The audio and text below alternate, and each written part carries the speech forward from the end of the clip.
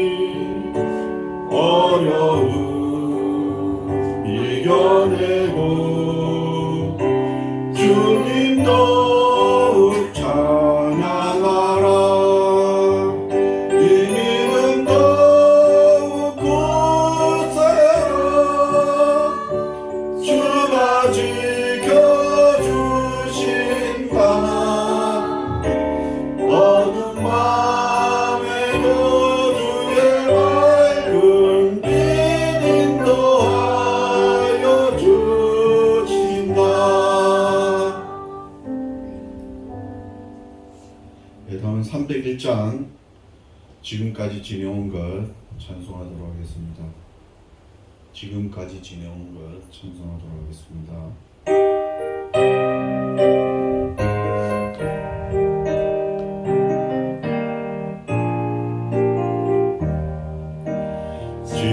지금까지 지내온 것 주의 크신 은혜와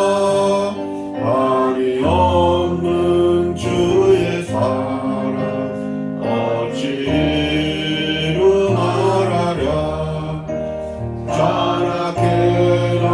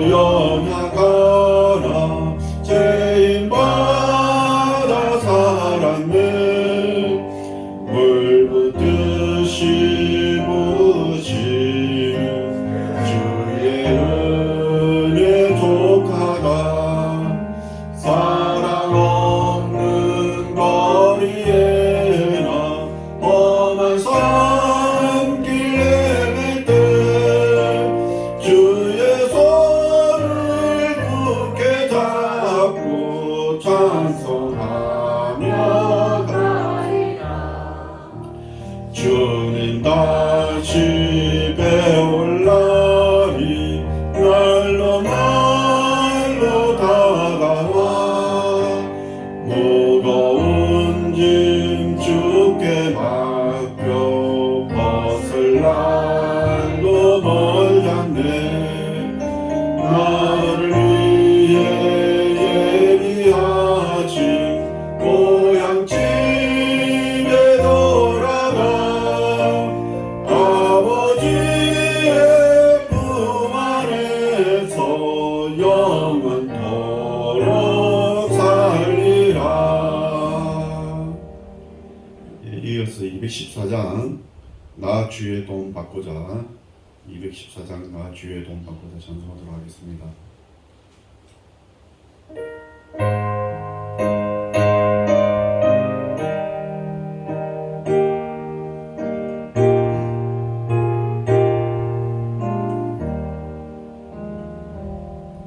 나 주의 도움 받고자 주 예수님께 빕니다.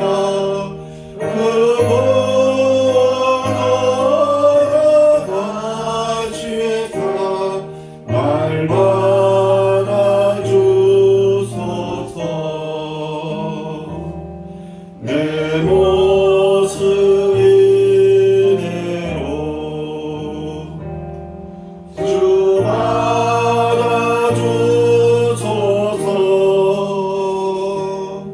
날 위해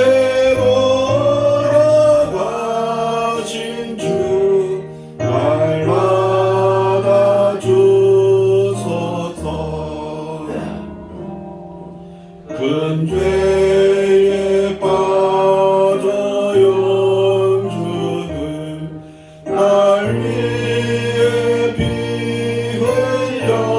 흘렸으니 주 형상대로 빚으사 날마다 주소서.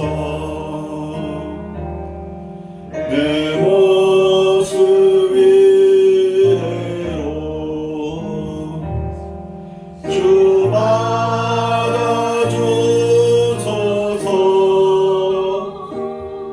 날 위해 돌아가신 주 날마다 주소서. 내 힘과 결진 약하여 늘 깨어지기 쉬우니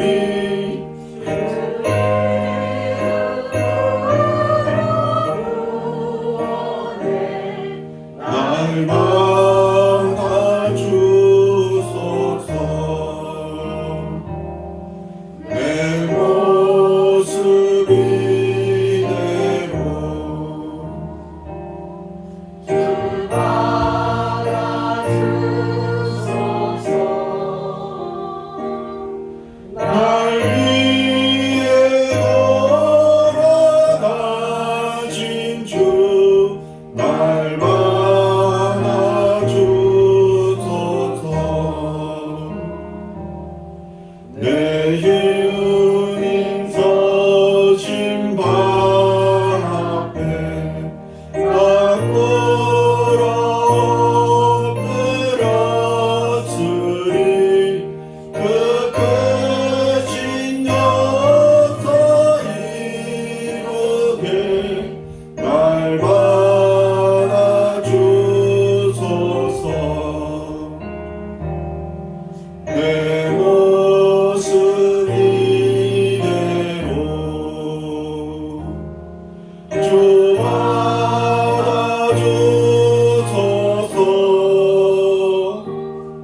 날 위해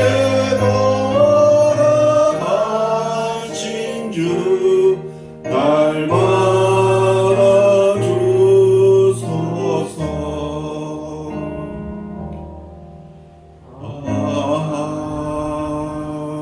아멘. 사도신경을 보고 지난 고백하겠습니다. 전능하사 천지를 만드신 하나님 아버지를 내가 믿사오며 그 외아들 우리 주 예수 그리스도를 믿사오니 이는 성령으로 잉태하사 동정녀 마리아에게 나시고 본디오 빌라도에게 고난을 받으사 십자가에 못 박혀 죽으시고 장사한 지 사흘 만에 죽은 자 가운데서 다시 살아나시며 하늘에 오르사 전능하신 하늘 우편한 자에게 있다가 저리로서 산자와 죽은 자를 심판하러 오시리라. 성령을 믿사오며 거룩한 공예와 성도가 교통하는 것과 죄를 사하여 주시는 것과 몸이 다시 사는 것과 영원히 사는 것을 믿사옵나이다. 아멘.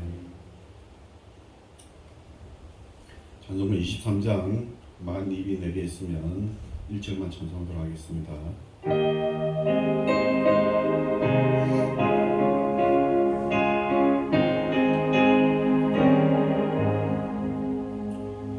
만일이 내게 있으면 그 입 닫아지고 내 구주 주시는 종을 늘 찬송하겠네.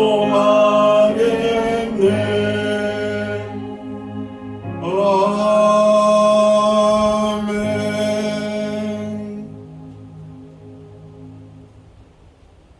성시교도 23번 시편 43편입니다.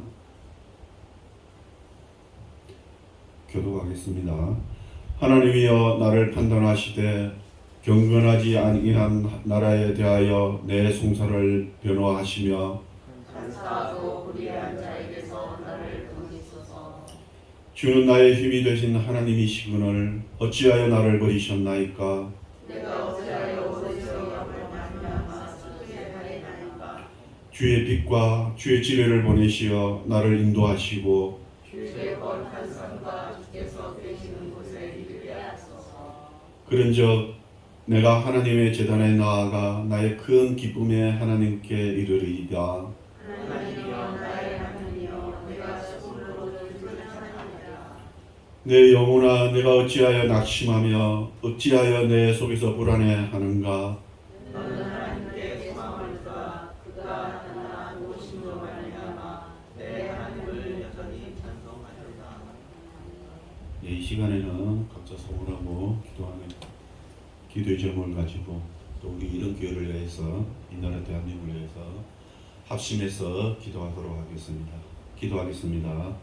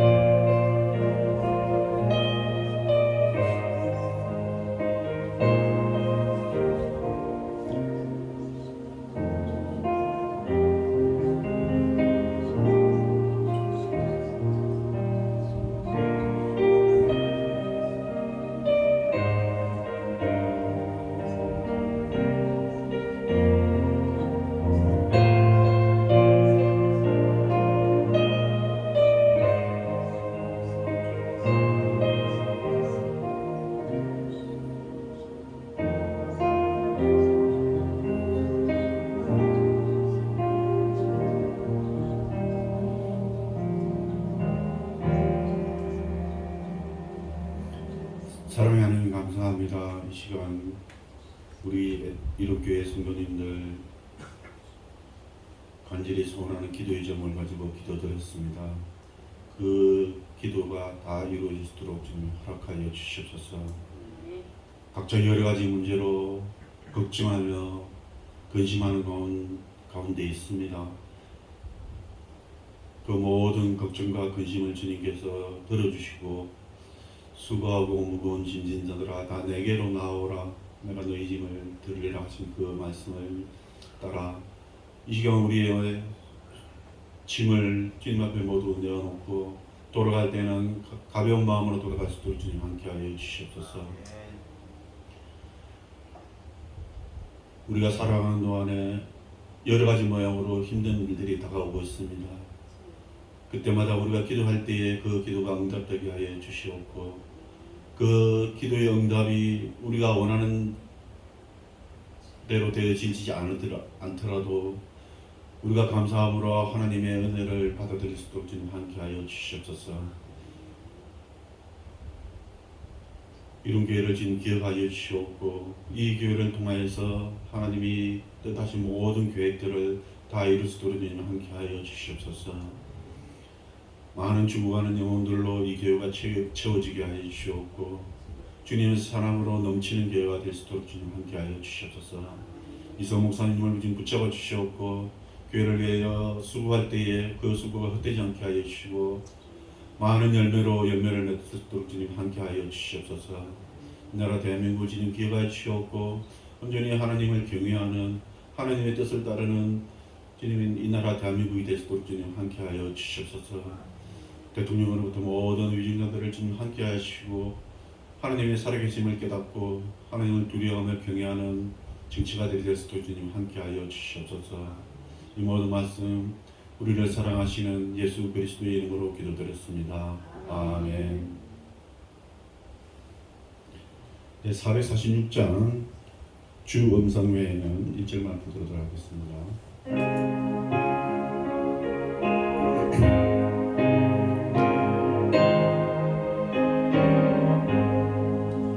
주 음성 외에는 전 기쁨 없도다.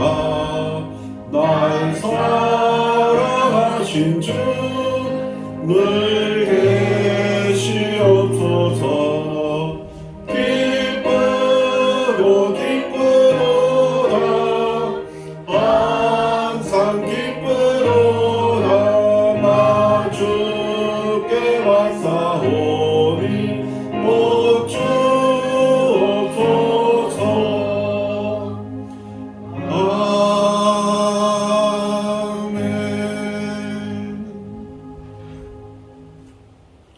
예, 하나님 말씀 에베소서 5장 15절 16절 저와 여러분들 한 목소리로 읽도록 하겠습니다. 시작. 그런즉 너희가 어떻게 행할지를 자세히 주의하여 지혜 없는 자와 같이 하지 말고 오직 지혜 있는 자와 같이 하여 세월을 아끼라. 때가 악하니라. 아멘. 이 시간 이성 목사님 나오셔서 세상에 없던 믿음의 말 두 번째, 사랑에게 감당할 시험밖에는 허락된 적이 없다라는 말씀으로 말씀 전하겠습니다. 많은 애 주시기 바랍니다.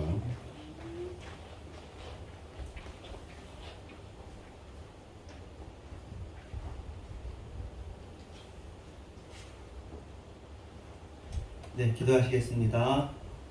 하나님 감사합니다. 올해 벌써 2022년이 되었습니다. 참 새로운 숫자고 낯설은 숫자지만 그것이 벌써 6월이 다 되었는데, 우리가 이렇게 하는 동안 어딘가에서는 새로운 생명이 자라나고 교육을 받고 또 사랑을 하면서 도와주는 일들이 있어지는 걸 통해서 우리의 이 시간이 무익한 것이 아니라 주님께서 사랑을 베푸시고 생명을 베푸시고 도움을 주시는 시간인 것을 우리가 알고 있습니다. 그러니까 자기 자신에만 매몰되어져서 인생을 바라보는 것이 아니라 하나님과 그의 나라와 그의 일을 바라보는 폭넓은 시각을 갖게 해주시고, 오늘도 말씀을 통하여서 하나님의 사랑과 하나님의 공의와 하나님을 우리가 사랑해야 되는 것을 알게 하여 주시옵소서. 예수님의 이름으로 기도합니다. 아멘. 예, 오늘은 그 좀 분량이 아주 많아서 이것들을 좀 줄여서 해야 될 것 같은데요. 일단은 지난주에 우리가 봤던 것들하고 연결해서 이제 감사함으로 받으면 버릴 것이 없다고 했습니다. 말씀과 기도로 거룩하여진다고 했고요. 그럼 감사함으로 받아야 될 것 중에서 좀 삼키기 힘든 거, 그게 여기서 시험이죠. 시험, 어려움, 고난, 고통, 이런 것들인데 여기에 대해서 제가 만든 말이 아니죠. 제가 만약에 성경에 이런 말이 없는데 이런 말을 썼다고 하면 좀 지나친 말을 한다고 저 스스로 생각할 겁니다. 감당한 시험 밖에는 허락한 것이 없다. 하나님께서 그렇게 해주셨다라고 말을 쓰려면은 이거 하나님한테 결제받고 써야 되잖아요. 그러지 않고 내 생각으로 쓰면 안 되잖아요. 근데 지금 사도 바울이 그거를 썼단 말이에요. 그러니까 이 말이, 근데 이 말을 가지고 우리가 2000년 동안 믿어왔고 이 말들이 우리를 붙잡아 왔어요. 그러니까 이 세상에는 사실은 이런 말이 잘 없는 거예요. 감당한 시험밖에 허락된 것이 없다. 그런 말이 없어요. 이 말이 사실은 하나님께 책임을 돌리는 거예요. 그럼 우리가 지금 겪고 있는 이 일들을 하나님께서 뭐 조절해서 보내주시는 거구나. 이렇게 우리가 이해할 수밖에 없는 거잖아요. 그래서 이것에 대해서 그러면은 과연 어떻게 그렇게 되느냐를 일단 뭐 이론적으로 두 가지 모델로 설명해 본다면, 한 가지 모델은 아예 그냥 이 세상이 작성될 때에 시스템적으로 과학적으로 사람이 받을 수 있는 고난의 한계치가 정해져 있어서 하나님께서 이 정도 이상은 너네들이 고난을 못 느낄 수 있는 감각에서. 실제로도 이런 건 있다고 그래요. 우리가 이제 쇼크사 한다고 하면 졸도사하고 그러는데 어떤 위험이 이 이상이 넘어가면 우리가 졸도해서 바로 죽는 거예요. 고통을 느끼면 뭐 고통이 너무 심하든지. 그런 것을 하나님께서 의미하시는 거냐, 아니면 또 이 큰 네모난 틀이라고 생각할 수 있는데, 우리가 이제 고통을 당하잖아요. 힘든 것을 당하고, 아니면 이제 스트레스에 대해서도 제가 찾아봤어요. 우리가 스트레스를 당하는 게 몇 가지, 한 7가지 정도의 이유들이 있는데, 뭐 아픈 거, 다치는 것, 그런 거 말고도 나머지 5가지 정도는 어떤 거냐면, 주로 이제 내가 원하는 일이 이루어지지 않았을 때, 내가 원하는 대로 이루어지지 않았을 때, 또는 내가 사랑하는 대상에게서 그 사랑이 이제 배신당할 때, 그 다른 사람들이 나를 억울하게 할 때, 이런 것들이 이제 인간 관계 속에서 오는 것들이 많아요. 우리는 이제 예전에는, 그러니까 예전 분들은 이런 것들을 잘 감당했죠. 그런 것들은 일도 아닌 거죠. 왜냐면 더 큰 일들이 막 다가오고 있으니까. 우리가 올해 설교 중에 봤잖아요.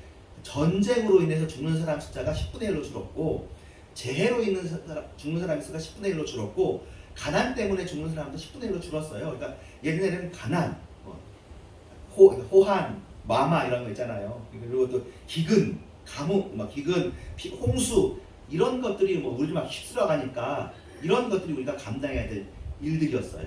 그리고 그런 것들은 나 혼자만 당하는 것들이 아니라 전체적으로 다 같이 당하는 자연대 인간, 이런 느낌인 거죠. 전쟁도 이 나라와 저 나라 함께 느끼는 거였는데, 지금은 그런 것들이 많이 해소가 됐는데, 그러고 난 다음에도 이 스트레스 상황, 내 마음대로 내 뜻대로 안 되는 게 많아졌어요. 그렇죠? 우리도 느끼잖아요. 우리가 정말 단군 이후로 최고로 여유 있고 자유롭고 행복한 시대에 사는데도 불구하고 영 만족스럽지가 않은 거예요, 이 세상이. 우리보다 더 잘 살아도 그럴 것이 뻔해요. 원하는 대로 안 돼요. 이상한 일이죠. 그래서 요 틀 안에 우리끼리 사연들이 많은 거죠. 억울한 일로 치면 한없이 억울한 일이 많은데, 요 틀 안에 하나님께서 그래, 그 일들이 많지만 그것들의 한계는 이만큼이야. 그래서 이 이야기는 믿는 사람이고 안 믿는 사람이고 일반인과 기독교는 다 통틀어서 사람이 느낄 수 있는 고통과 힘든 것은 이만큼이니 그거는 다 감당할 수 있다라고 얘기해 주시는 것인지도 모르겠어요. 물론 우리는 감당할 수 없다고 얘기하죠. 우리는 감당할 수 없다고 분명히 얘기하는데, 이제 하나님 편에서 볼 때 네가 말을 그렇게 해서 그렇지 내가 감당하고 있어.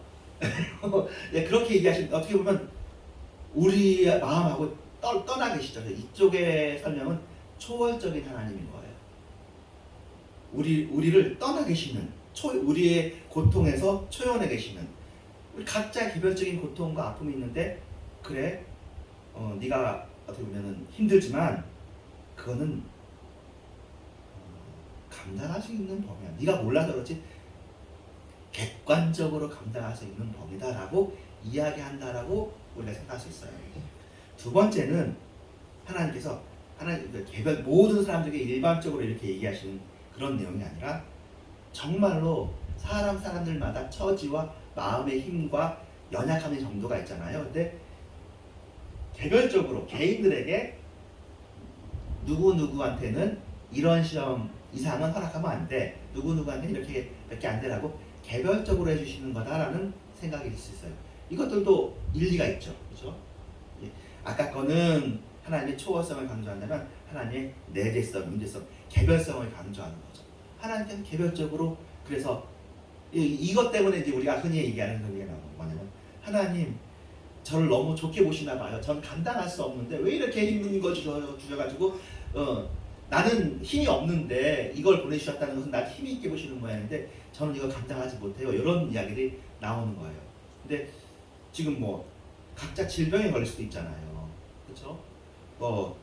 사랑하는 사람을 잃어버릴 수도 있고요. 원하지 않는 일이 일어나는데 그런 일들에 대해서 하나님께서 각자의 결에 맞게 색깔에 맞게 보내주시는 것이다 라고 생각할 수도 있어요. 이 두 가지 큰 틀, 하나님의 초월성과 하나님의 임재성, 이 두 가지를 다 놓고 일단은 각자 여러분들이 정말 힘들 때는 이거 이런 무슨 논리가 생각나겠습니까? 이때 필요한 것은 그냥 정말로 믿는 거죠. 이유는 모르겠고 하나님께서 어떤 계획을 가지고 계시는지 모르겠지만 감당할 시험밖에 허락하심이 없다고 하는 말을 믿고 그런 이것을 그냥 감당해 보는 거죠. 감당해 보는 건데요. 하나님께서 이게 말씀을 하시니까 세상에 어떤 말이고 그건 믿음으로 들어가는 말이에요. 설명은 이렇게 저렇게 해보지만 그런 설명이 마음이 속상해 있는 상황에서는 잘 들어가지 않겠죠. 자, 이 본문이 나와 있는 이제 그 구절을 앞에서부터 보겠습니다. 고린도전서 9장인데요. 내가 내 몸을 쳐 복종케 하면 내가 남에게 전파한 후에 자신이 도리어 버림을 당할까 두려워함이로다. 사도 바울이 하는 말이에요.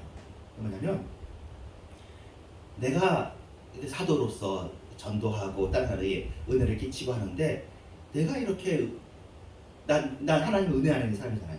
그래도 내가 전한 다음에 내가 도리어 버림을 당하지 않을까 염려한다. 이런 얘기입니다.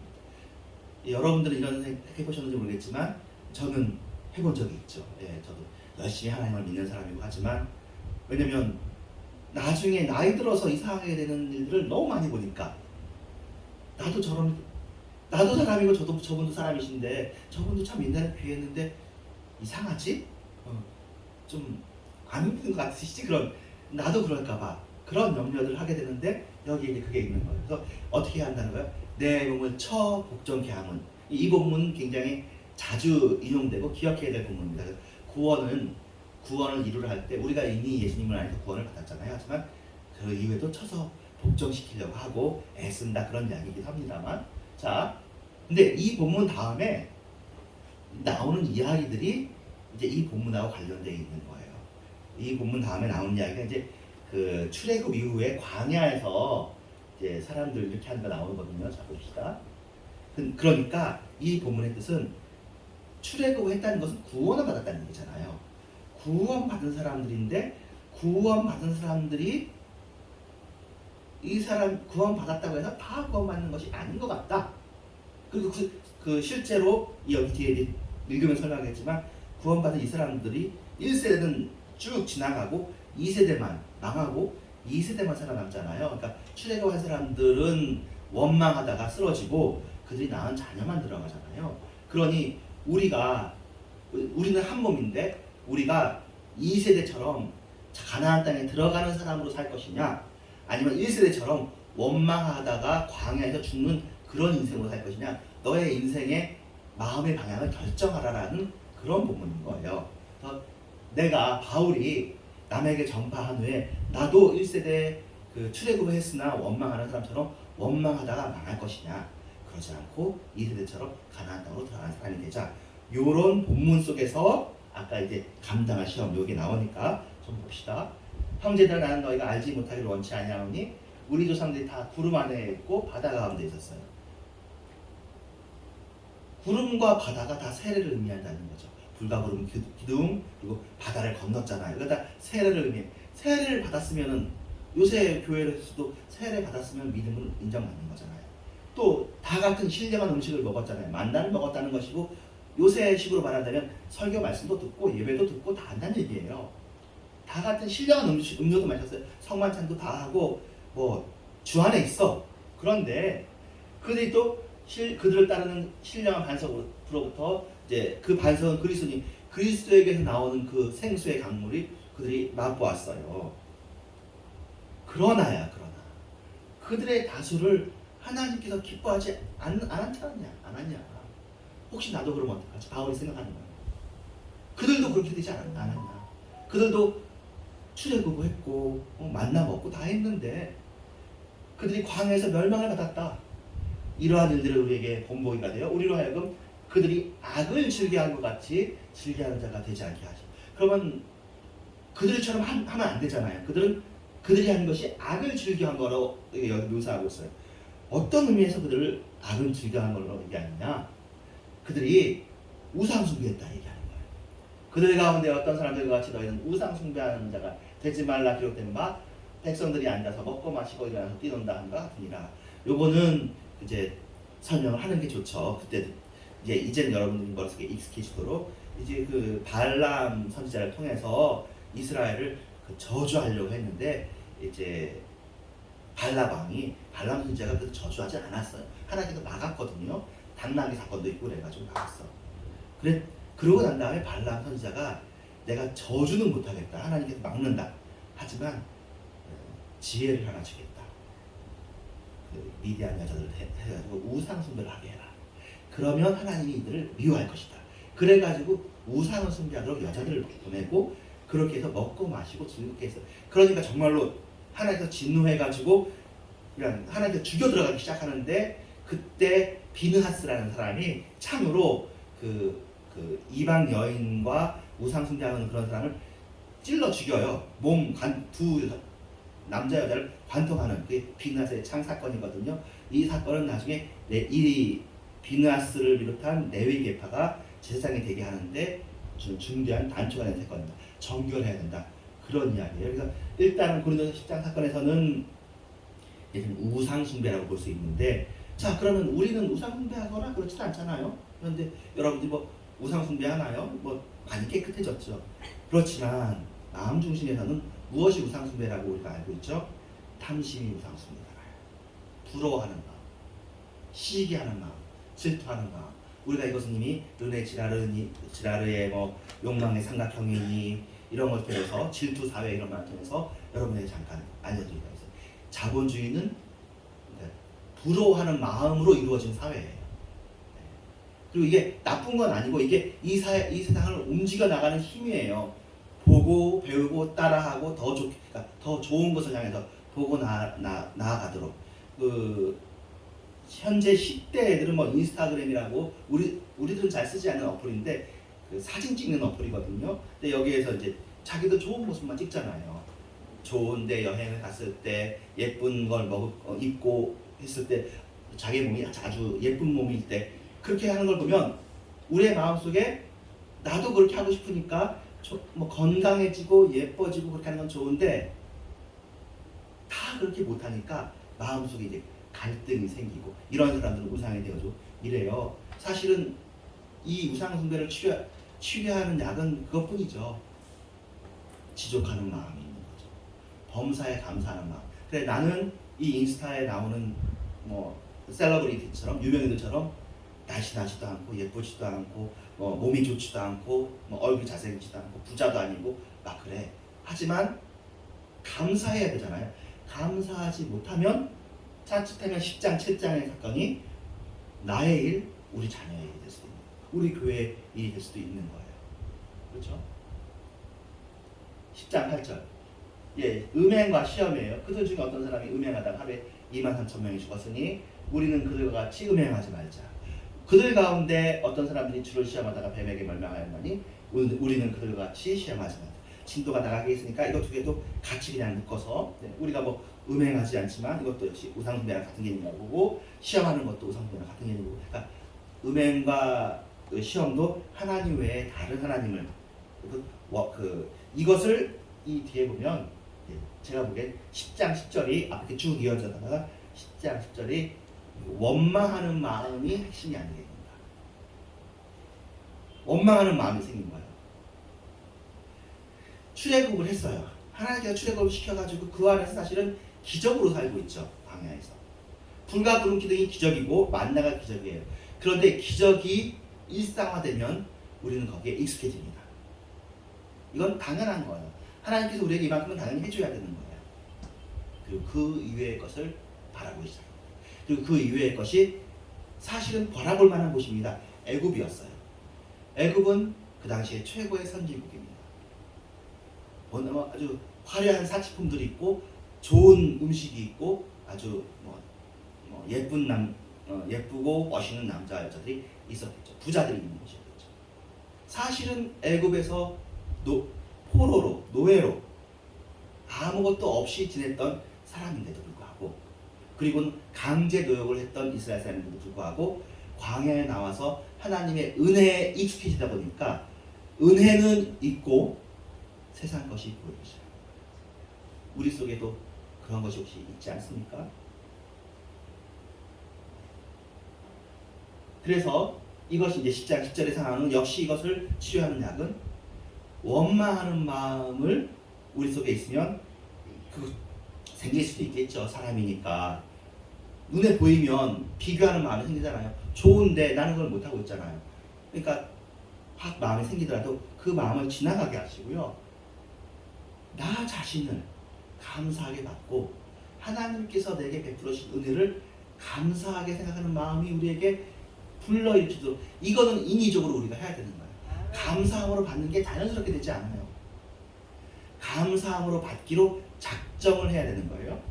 감사함으로 받지 않으면 원망이 되고 그러다가 멸망당한다. 그들에게 일어난 이런 일은 본보기가 되고 또한 말세를 만난 우리를 깨우치게 하여 기록되었으니 그런즉 선질로 생각한 자는 넘어질까 조심하라. 자기를 포함해서 그런 거죠. 그리고 그 당시 그러니까 사실은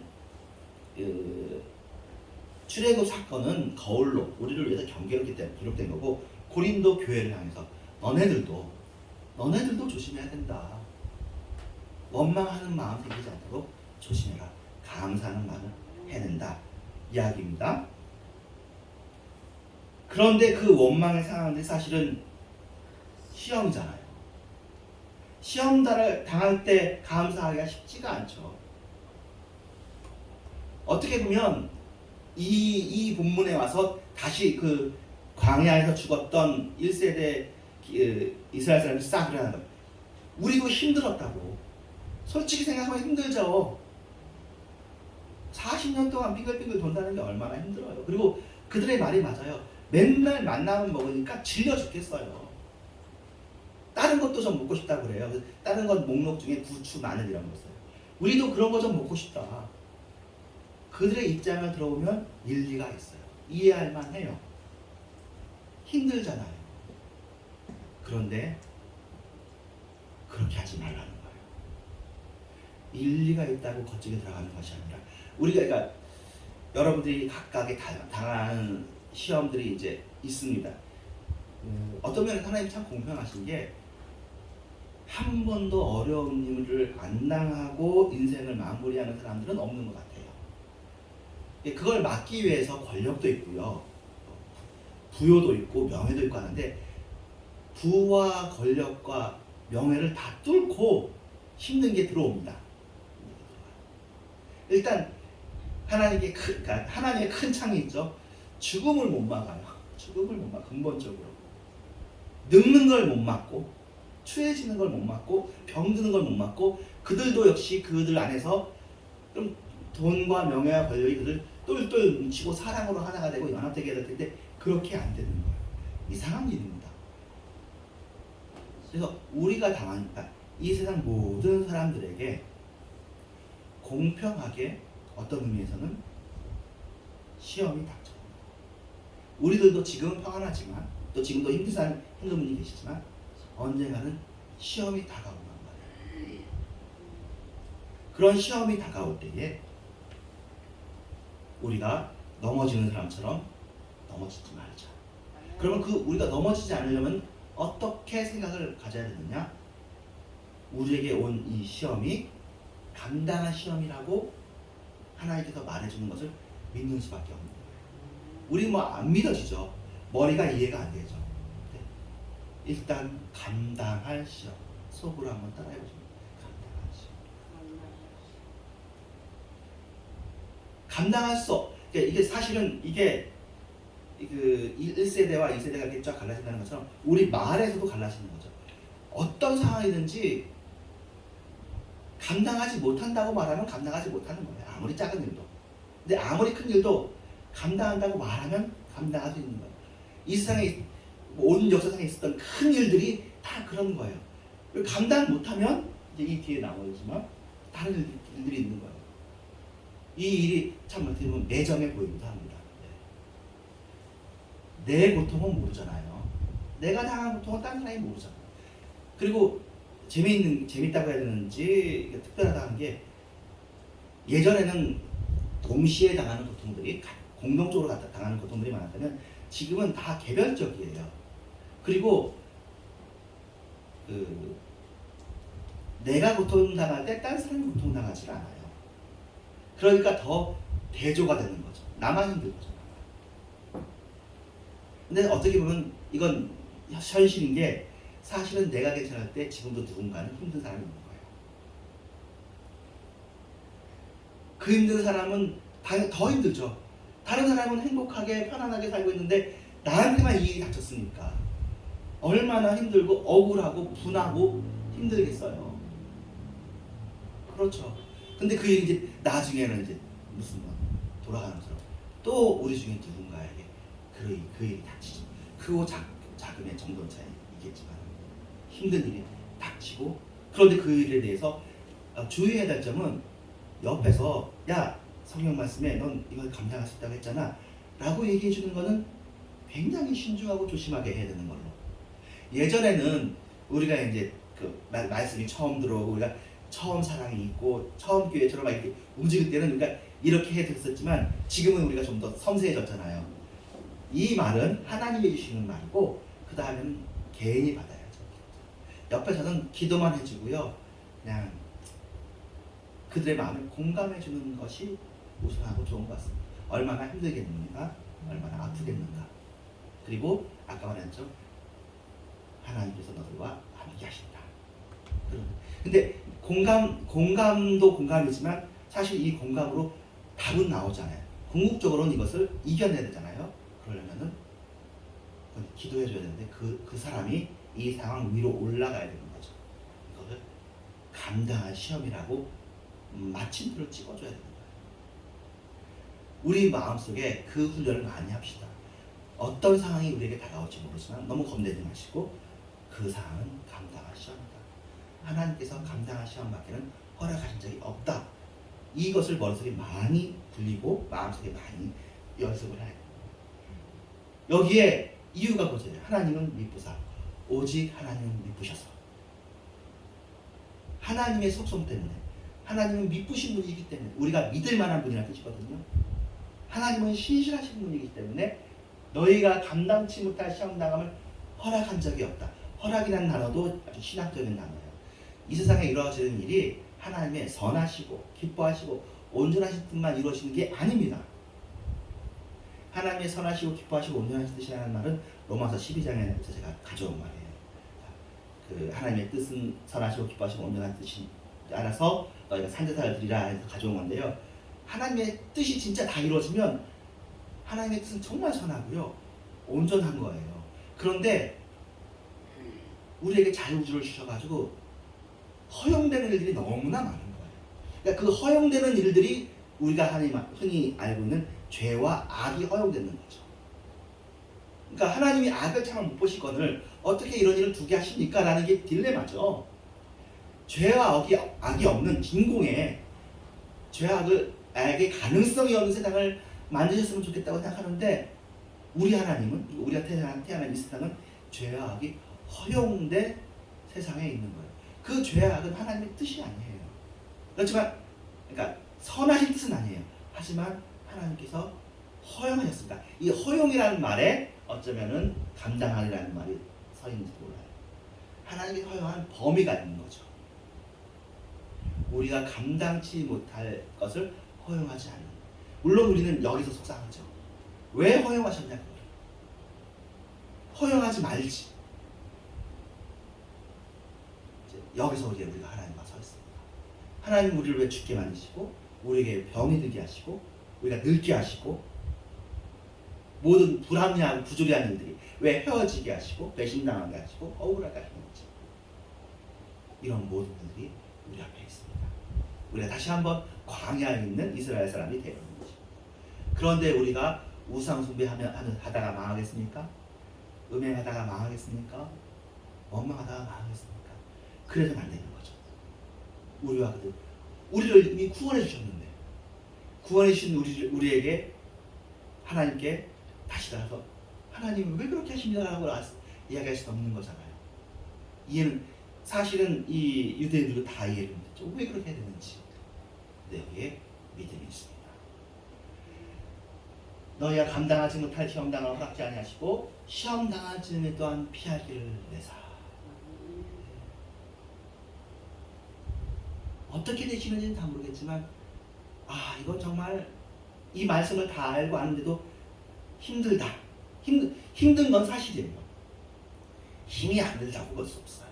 고통은 현실적인 일이에요. 예수님에게도 그 고통이 현실적이었고 초대교회 핍박받는 초대교회 성도님들에게도 그 고통은 현실적인 고통이었어요. 어떻게 피할 길을 내시는지는 각각의 사람들에게 다르겠죠. 그 여러 가능성 중에 하나를 제가 예전에 강의하러 다니면서 했을 때는 그런 얘기를 했었어요. 이제 아까 했던 쇼크 그런 얘기처럼 우리가 수술할 때도 마취해 주시지 않느냐.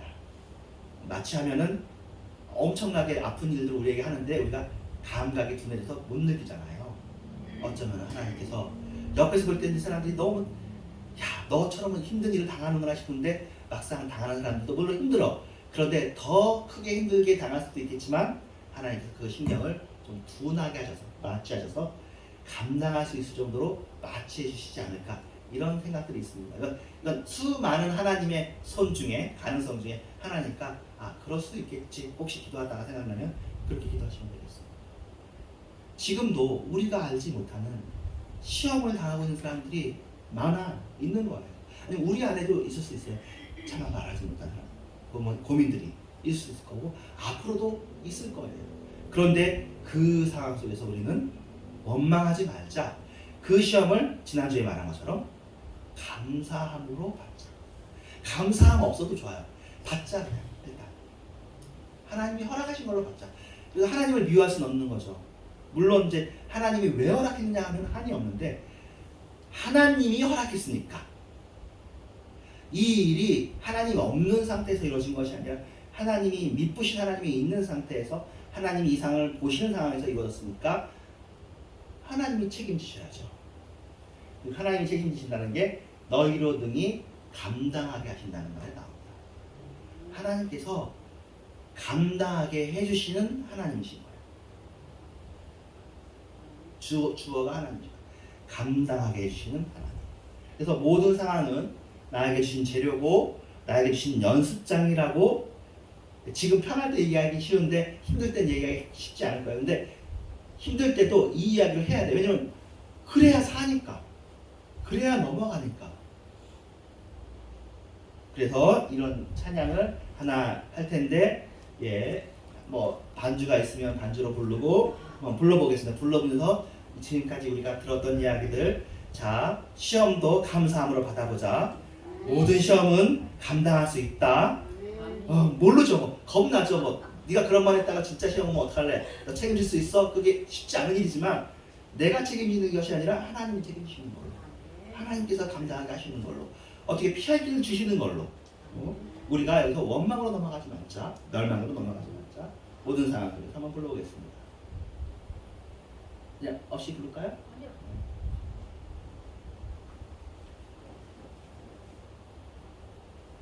가사는 이런 겁니다. 모든 상황 속에서 주님을 찬양하자. 내 마음이 확정되었으니까 주를 바라보고 모든 상황 속에서 모든 상황 속에서가 제일 중요한 건 시험이죠. 좋은 상황 찬양하는 건 쉽죠. 제일 어려운 거, 제일 힘든 거, 고난 중에서도 주님을 찬양하자 그런 겁니다. 모든 상황 속에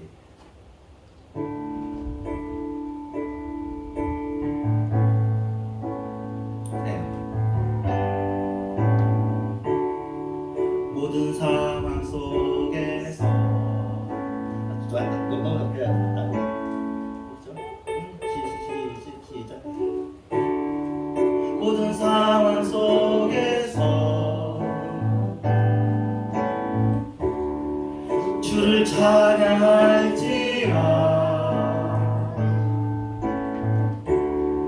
주는 너의 큰 상급, 큰 도움이시라.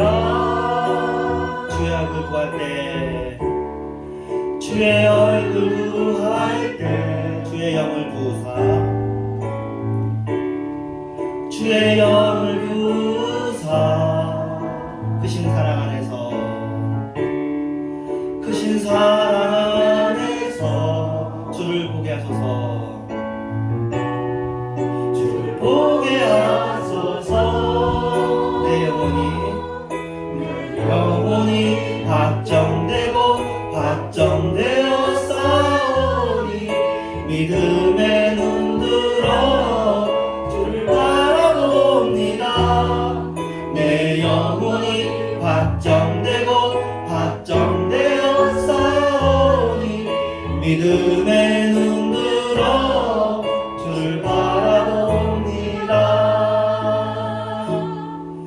내 영혼이 확정되고 확정되어 싸우니 믿음에 눈들어 주를 바라봅니다. 내 영혼이 확정되고 확정되어 싸우니 믿음에 눈들어 주를 바라봅니다. 주를 찬양할 때, 주를 찬양할 때 주의 나라 이미 냈네.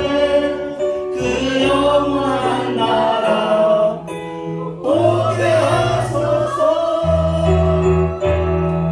내 영혼이 확정되고 확정되어 싸우니 믿음에 눈들어 주를 바라봅니다. 내 영혼이 확정되고 확정되어 싸우니 믿음에 눈들어 주를 바라봅니다. 예, 이게 이상한 거죠. 그러니까 기독교가 지금까지 살아남은 것은 세상에서 힘든 일이 있을 때 일어나는 일반적인, 그러니까 세상 눈으로 볼 때 정상적인 반응이 있단 말이에요. 근데 그 정상적인 반응을 뛰어넘는 반응을 하는데 이게 나쁜 반응으로 아니라 굉장히 긍정적인데 상상할 수 없는 긍정적 반응으로 찬양까지 한다는 건 놀라운 일이잖아요. 아까도 찬양할 때 하나님 나라가 임한다고 하는데 시험이 들었는데, 큰 시험인데 웬만하면 시험이라고 얘기하지 않고 이걸 감당할 수 있느냐 없느냐 얘기 안 하고 그냥 넘어가잖아요. 근데 이걸 감당할 수 있냐 없냐 고민될 정도로 막 여기까지 차오르는, 목구멍까지 차오르는 그런 시험인데 그것을 넘어가는 이런 일은 진짜 세상에 없는 일이고 논리적으로 설명할 수 없는 일이죠. 말씀 붙잡고 하는 거죠. 그러니까 그럴 때 말씀 붙잡고라는 면, 말씀을 붙잡고 넘어가는 거지 말씀 안 붙이고 힘이 안 나오는 겁니다. 자, 이게 믿음에 대한 얘기를 하고 이제 그 다음 파트인데 길지 않은 파트입니다. 우리가 믿는다는 말에는 항상 믿음의 대상이 있어야 돼요. 그렇죠? 그냥 믿으면 혼자 믿는 거다, 혼자. 근데 믿음의 대상인데 믿음의 대상, 기독교에서는 믿음의 대상이신 분이 그냥 대상으로만 계시는 것이 아니라 믿음의 주인 노릇까지 하십니다. 진리가 우리를 자유케 한다고 그러거든요. 진리는 가만히 있고 내가 진리를 믿는 게 아니라 진리가 인격이 있어 움직이는 걸로, 진리가 우리를 자유케 하고 하나님이 우리를 감당케 하는 걸로. 그래서 우리도 나름대로 운동력이 있지만 말씀이 운동력이 있는 걸로 얘기하는 게 기독교의 세계예요. 그래서 믿음에, 우리가 믿는다고 할 때 믿음의 대상은 예수님인데 그 예수님은 이 믿음의 주인이셔요. 나를 이끌고 가시는 분이신 거죠. 그냥 믿음, 아무것도 안 믿으면 그냥 믿음이라고 하는 건 진짜 맹목적인 믿음인 거예요. 예수님이 나타나시는 믿음, 예수 믿는 믿음이라고 해야 그거 진짜 제대로 믿는 거죠. 예수님은 믿을 만한 가치 있는 분이잖아요. 신뢰할 만한 분이잖아요. 그리고 예수님을 믿을 만한 목적이 되죠. 그래서 예수를 믿는 거죠. 우리가 불합리하게 믿는 것이 아니라 믿음의 주가 나오는 믿음이 기독교예요. 그래서 기독교는 세상에서 썩고 희생하는 희생주의, 선군주의처럼 보여요. 왜냐하면 세상에 막 그 희생을 많이 하니까 이 세상에서 썩는 미랄이 되니까. 근데 썩는 미랄이 썩기 위해 썩는 것이 아니라 나니까, 부활하니까 다시 30배, 60배, 100배 열매가 나니까 하는 그런 거예요. 희생을 하는데 그 희생의 십자가가 부활로 나아가는, 우리는 승리를 붙잡고 이김을 붙잡고 나아가는 그런, 시험을 당하고 시험을 감당하는데도 그러니까 맹목적인 믿음이 아니라 주님을 믿는 믿음으로 시험을 감당하는 것이죠. 그래서 예수님이 나타나는 거죠. 예수님이 나타나는 주이고 예수의 법이고, 그러니까 최고법이 되어지고, 이 세상이 이게 갇혀져 있잖아요. 이 세상 위에서 움직이는 거죠. 이 세상은 다 해야 너희들은 감당할 시험이 이 세상인데, 통째로 해서 감당할 시험인데, 이 위에 우리가 있는 거죠. 하나님이 있고, 온전하게 온전하게 하고 우리를 자유케 하는 그런 법이고, 이 예수의 법이 움직이면 감당할 시험이 없어요. 물론 이제 우리가 공감해주고 우리가 따뜻하게 대화할 때, 우리가 이야기할 때는, 상담할 때는 이렇게 얘기하면 너무 차가운 말이 되지만, 궁극적으로는 이 말도, 상담의 말과 따뜻한 말과 이 말이 같이 가야 된다. 1과 2가 다 같이 가야 돼요. 그래서 자 보세요. 히브리서에 보면 그들이 어떤 걸 당했냐면, 돌로 치는 것과 톱으로 펴는 것과 시험과 칼로 죽임을 당하고 양과 염소의 가죽을 입고 유리에서 궁핍과 환난과 학대를 받았어요. 그렇죠? 근데 이 사람들에 대한 별명이 뭐예요? 이러한 사람은 세상에 감당하지 못한다. 감당한다는 말 때문에 이 두 개가 연결되죠.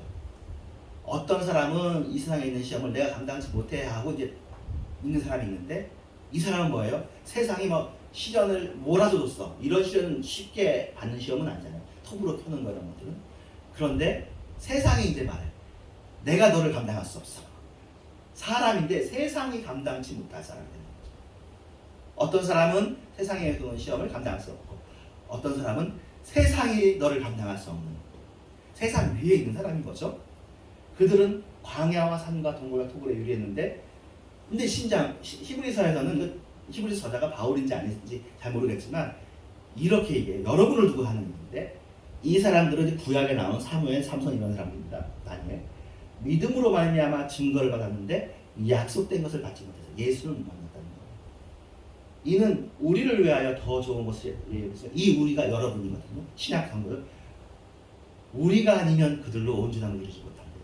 이 사람들만 해도 훌륭한 사람들이고 기가 막힌 사람들인데, 우리가 있어야, 신약 성도 우리가 있어야 이 사람들이 더 온전하게 된다고 하니까, 이건 뭐 우리 머릿속으로 계산 안 되는 큰 비밀입니다. 우리는 죽었다 깨어나도 저거 잘 못하잖아요.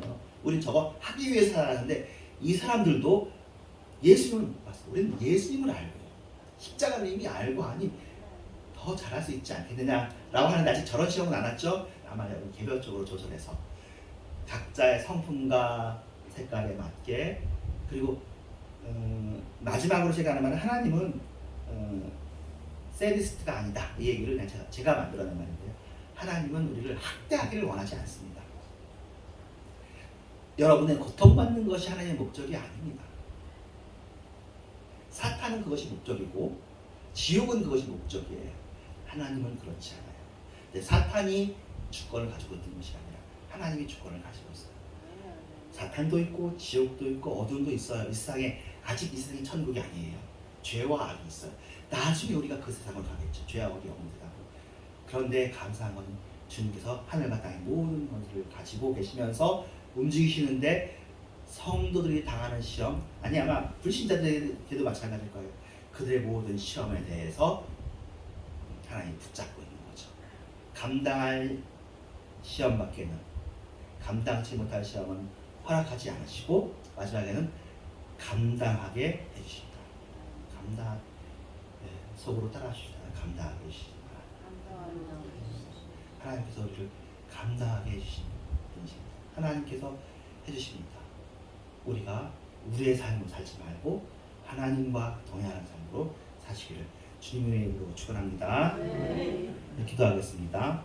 하나님 감사합니다. 주님을 찬양합니다. 오늘도 감사함으로 받아야 될 것 중에 좋은 거 감당하면 좋은데 받으면 좋은데 나쁜 것들도 있습니다. 근데 우리 눈에 보기에 나쁜 거 하나님 눈에 보기에도 나쁘고 하나님의 온전한 뜻은 아니고 선한 뜻도 아니고 기뻐하시는 뜻도 아니지만 그럼에도 허용하시는 것들이 있는데 이것들 우리가 일단은 감사함으로 못 받아도 받고 감당하기로 감사는 못해도 감당하기로 혹시 할 수 있으면 감당하는 것 위에 감사하기로 우리의 마음을 확정해 보기를 원합니다. 그리고 우리 중에 힘들고 어려운 분들이 있으면 우리가 그들을 위해서 섬세하게 조심스러운 마음으로 기도해 주기를 원합니다. 그래서 주님 나라에 갈 때에 주님께서 잘했다 착하고 충성된 종아 내가 작은 일에 충성하였으니 라고 하는 어떻게 보면 우리가 이 세상에서 당하는 시험이 주님께서 맡기신 일이고 미션이고 작은 것인데 그 일을 감당하면서 그 일들 위해 감사의 깃발을 꽂게 하시고 감당의 깃발을 꽂게 하여 주시옵소서. 우리의 입이 행여라도 원망의 말로 흘러가지 않도록 주님 우리의 입을 지켜주시고 우리의 마음을 지켜주시고 우리의 전신 마음과 몸을 주장하여 주시옵소서. 예수님의 이름으로 기도합니다. 아멘. 네, 오늘 숨으시는 것 감사. 1절만 지난주에 다 불렀으니까 1절만 하겠습니다.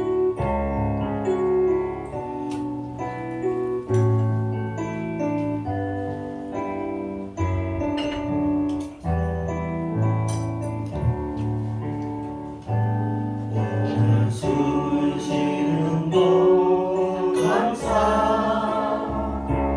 나를 구원하신 것 감사 내 뜻대로 안 되고 주가 인도하신 것 모든 것 감사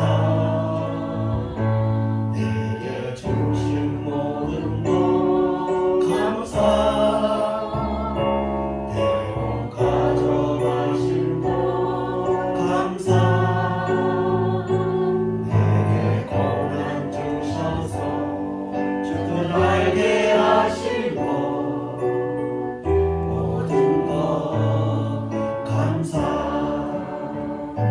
주님 감사해요 주님 감사해요 내가 여기까지 온 것도 은혜입니다 주님 감사해요 주님 감사해요 나를 사랑하신 주 사랑 감사합니다. 헌금 기도합니다. 하나님 감사합니다. 물론 우리가 옆에 있는 사람한테 너도 감사해라 라고 억지로 할 수 없습니다. 이게 우리도 그 일이 닥쳤을 때 옆에서 그런 말을 하면 속상하고 짜증이 날 것입니다. 주님 우리 중에 힘들고 어려운 사람들 붙잡아 주시고 얼마나 힘들겠고 얼마나 어렵겠습니까? 그러나 거기에 머물면 그 자칫하면 죽는 길이고 멸망의 길이고 원망의 길이고 어떻게든지 정말 목숨이라도 건져서 감사하고 감당하고 주님께 이 상황을 올려드리게 하여 주시옵소서. 하나님 아버지 우리들에게도 지금 우리가 그래도 좀 덜 아프고 괜찮고 평안한 주님을 감사합니다.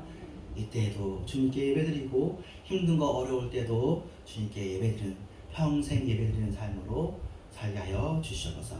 예물 드리게 하시는 감사하고 예수님의 이름으로 기도합니다. 아멘. 주기도문으로 예배 마치겠습니다. 하나님의 계시는 아버지여 이름이 거룩히 여겨지시고 나라의 마옵시며 이 자녀들을 저와 같이 땅에서 들어오지이다. 오늘 우리를 알려주시고 주시고 우리가 우리 죄의 전자를 사하여 준 것 같이 우리의 죄를 사하여 주시고 우리를 시험하지 말게 하옵시며 다만 안에서 거두소서. 내게 나라와 권세와 영광이 아버지께 영원히 싸움나이다. 아멘. 때가 찬 지금은 교회에 머리 되신 예수 그리스도의 은혜와 하나님의 사랑과 성령님의 역사하심이 주님을 힘들고 어려운 중에도 어쨌든 참아내는 사람들과 또 어려운 중에 참아내고 싶은데 주님의 도우심을 구하는 모든 주님을 바라보는 신실한 종들 위해 이제부터 영원토록 함께 계실지어다. 아멘.